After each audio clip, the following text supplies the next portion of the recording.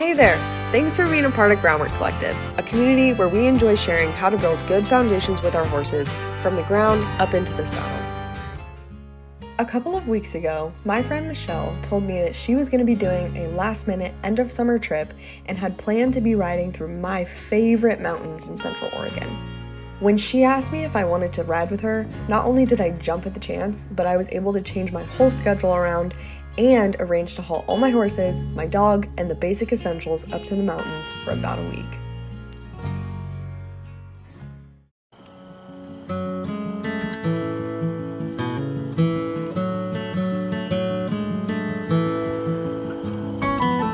Before I head out on a trip like this, I often find myself anticipating things to go wrong. There's some added pressure that comes up when trying to plan these longer horse camping adventures, and when I decide to camp with my horses, sometimes my mind races to ensure that I haven't forgotten what I need. I usually like to prepare to leave the evening before and have everything packed, but that just didn't happen this time. Good morning, vlog. I'm going horse camping today, super exciting, but I'm like barely packed at all. So today I have to pack, I have to get a little bit of groceries on my way out to the campsite, and also my farrier is gonna be here in like 15 minutes, so I'm getting the horses done right before I go, which is good because Ruger really needs shoes and Junie needs her shoes done. Gus says he would really like to go camping and it's kind of sad that he doesn't get to go. He's not really a camping cat.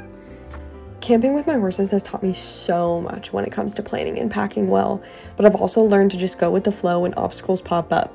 All right, so just got the horses done. I didn't record my farrier because didn't know how he'd feel about being in my vlogs. It's kind of a late start today. It's 10:50, but my goal is to get to the trailhead around like 3, 4. It's about an hour and a half drive for me. Junie and Baruga both got front sets of shoes, and then Bloom just got a trim. She was pretty due, so that was good. And believe it or not, Bloom was the best out of all of them.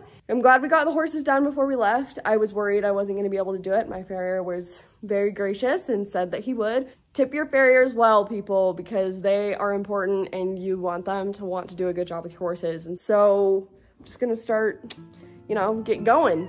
Pro tip, pack the trailer the night before. It is the best tip I could ever give.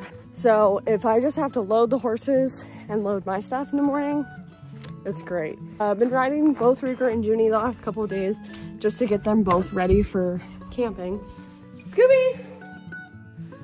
Scooby's so slow. Scooby! Scoob! He's taking forever. Found him. Come on, get in here. He likes to pretend that he doesn't hear me, which is really annoying. Why are you whining? I have such whiny animals. One of the things that is key to the packing process is having your gear organized and ready to go when you need it. Okay, so Caleb took most of our stuff, which means I'm gonna have to be a little creative, but I think there's still quite a bit. This is my unorganized mess, but it's pretty much everything I need for almost a week in the mountains. Okay, so the horses are loaded, and now I'm just gonna load up my car, and then I'm ready to go. Pro tip, always keep your cooler close to easy access. Okay, so we are on the road. I just left my house, and I'm gonna go to the grocery store, and I'm gonna get gas, and then I'm headed up to the trailhead. I just did not think that it was gonna take me as long as it did today to get ready. A lot of the camping stuff was kind of unorganized since Caleb took some of it, but not all of it, so I had to like go through it more than I thought I was going to. But it's only 2:15. Michelle's about like 2.5, 3 hours away. So that gives me plenty of time to get up there and get settled. I'm really excited. I feel like I really need this. And sometimes when I go horse camping, something always goes wrong, but I'm confident that this time it's just gonna be amazing. So yeah, super excited. Going, Scoob. Going.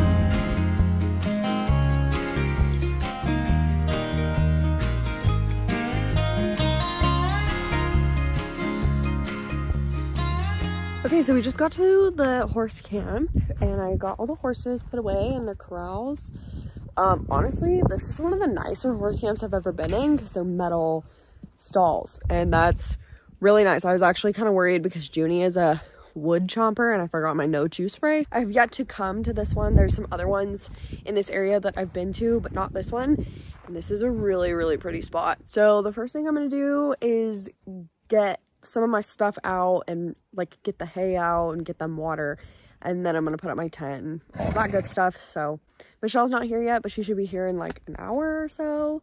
And this horse camp is beautiful. I knew that I was desperately needing some time in the mountains, like before summer ended and fall really kicked in, to sit in everything that like this year and the summer has been. And I'm very, very, very excited to get to have all my ponies in one spot in the mountains. I'm excited because I'm in pony bloom, and maybe we'll go cross some water, which she's never done, so that'll be kind of fun. And I just think it's gonna be a really, really cool trip. So I'm really excited that we're here. I like to take this time after arriving to unload my trailer. Essentials like water buckets, fly masks, and such that I use regularly I like to keep on hand. I also try to find the best dry spot for my hay.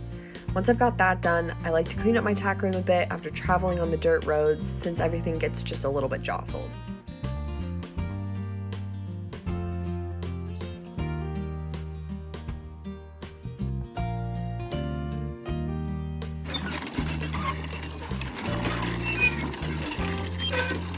Once my whole camp is set up, that's when I focus on putting up my tent and making my bed. Setting up a tent is honestly no easy feat by yourself. Typically Caleb is around to help me when I set up a tent, so I don't usually set it up all by myself, and it definitely took me longer than I thought it would. If anything, setting up camp by myself made me very appreciative of my husband Caleb and wish that he was there with me instead of hunting over in a different mountain range. But I think it's really good for me to do stuff like this by myself every once in a while, because it just seems to make me much more appreciative of him when he is with me. Kobe, shut up! Michelle and Dolly pulled up as I was blowing up my air mattress, and I got a little sidetracked from vlogging for a bit. This was Michelle and I's first camping trip together since she bought Dolly from Chappelle Equine last winter, and I was so looking forward to getting to ride with them again. I slept for that one camp and I was like... You're like, this is not it. The last thing I usually do when setting up is get my cooking station organized and start working on building a fire, then try to think about what I might want to eat for dinner. We just spent 30 minutes trying to get this fire going. Also, Michelle made it. Paper, you just need paper. How was your drive, Michelle? It was good. Good. It was long. Yeah. It was like 6 hours. 7 hours. We already ate hot dogs, and now we're just trying to get this fire going.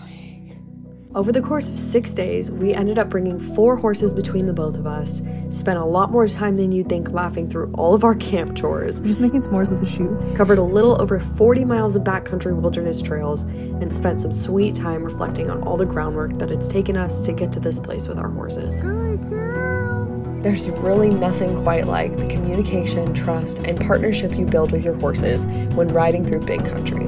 When you slow down enough to take the time to truly get them comfortable with the many obstacles they will inevitably face, you learn so much about yourself, your horse, and how you can continue to grow as a team. As I continue to make my way through the footage we captured during our camping trip, I look forward to being able to share more about the beautiful rides we did through some of Oregon's most pristine wilderness. We also tried to share some of our tips and tricks from the trail and give insight into the horse training philosophies that we like to use with our horses. Along the way, you'll get to laugh with us as we face various obstacles in our journey, going from mountain to mountain on the horses we trust the most with our lives. If you enjoyed this video and want to be notified when the rest of this series is posted, feel free to like and subscribe to the Groundwork Collective YouTube channel so that you don't miss out on any of these adventures. Until next time, happy trails.